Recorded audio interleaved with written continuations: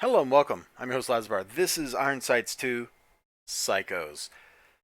It feels like summer outside, so I was like, I'm going to just kick back, relax on a Saturday, read me a big, thick graphic novel, and enjoy it.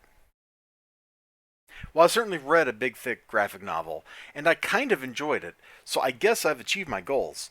Uh, Richard Meyer writer, eBay Canales artist. The first Ironsights was basically some rough writing and rougher art, but there was like something kind of under the surface where there was like enough craziness going on and there was enough depth to the characters that even the weird stuff felt kind of like natural, like it fit into the crazy world. This book, I don't know that I can say that.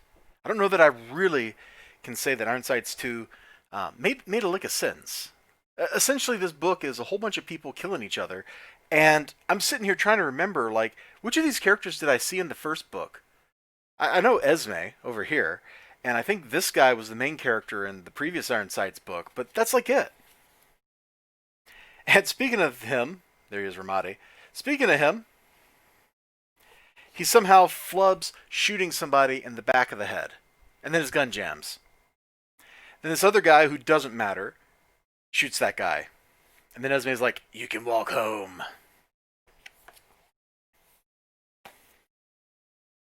From this point on, the book just kind of goes off into Murderland. Uh, the next thing that happens is this skinny nerd over here just uploads a video to YouTube or whatever where he's like, "I know about the drug crimes and the connections to politicians." And then he realizes that he was in fact live streaming instead of recording, and so now everybody sees his face. And well, they got to do that. Now, this dude's dad is the best character in the book, by the way. I don't know what his name is, but he is the best character. He wants to, like, just sit around, watch soap operas, and shoot people. I can totally respect a man with a vision and a plan like that. Best character. I want a whole book where he just sits there and watches soap operas. Like a man that can do that is a real man's man. Aside from that, there's also this dude who gets a really cool pickup truck and goes around murdering everybody. There's this dude who's crazy. Um, and these people just get together in various combinations and kill other people. So here's a little bit from back in the past.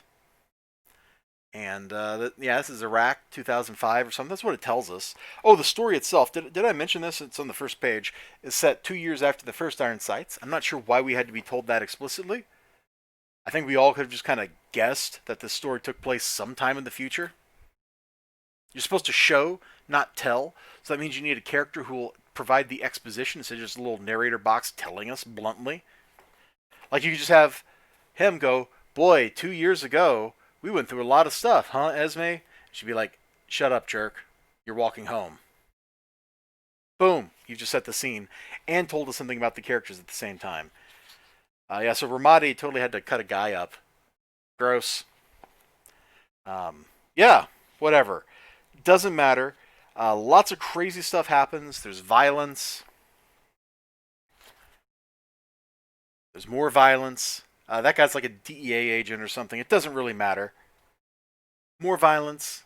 Here's some cannibalism violence, even, you know? Look at this dude.